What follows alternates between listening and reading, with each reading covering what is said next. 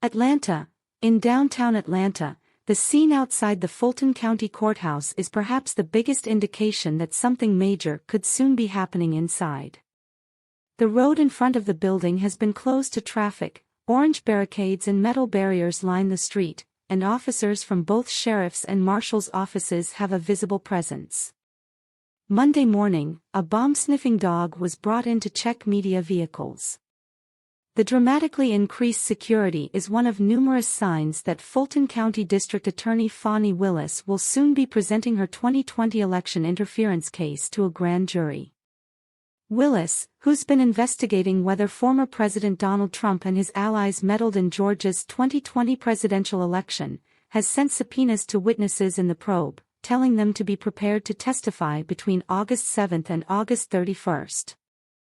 The extra security measures in place Monday were expected after Willis sent the chief judge and law enforcement officials letters earlier this year indicating her office could seek indictments in the case in the first half of August. I respectfully request that judges not schedule trials and in-person hearings during the weeks beginning Monday, August 7 and Monday, August 14, Willis wrote in her May letter to the chief judge. Willis has been conducting a wide-ranging investigation since early 2021 into whether there were any coordinated attempts to unlawfully alter the outcome of the 2020 elections by Trump and his allies. She enlisted a special grand jury last year that was empowered to subpoena witnesses to assist in the probe. They heard testimony from 75 witnesses, court records show. The panel recommended indicting more than a dozen people, its foreperson said on NBC's Nightly News in February.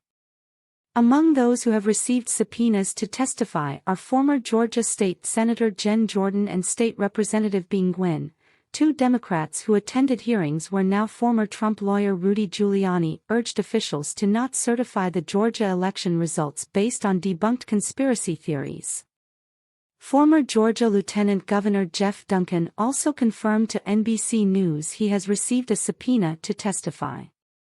The subpoenas instruct each recipient to remain on call in August, noting they will receive at least 48 hours notice before your presence is required. Duncan, Gwynn and Jordan said they have not received their 48-hour notice to appear, an indication that Willis might not be presenting her case until later this week or next. Journalist George Chitty tweeted last week that he received a subpoena. He discovered a meeting of the so-called fake electors on December 14, 2020, and was told at the time that it was an education meeting. Willis's probe also looked at Trump's efforts to pressure Republican Governor Brian Kemp and GOP Secretary of State Brad Raffensperger on the election results, as well as a scheme to have a slate of alternate presidential electors in place. Both Trump's call to Raffensperger and the electors scheme figured prominently in special counsel Jack Smith's federal indictment against Trump last week, alleging that the former president used unlawful means to try to stay in office.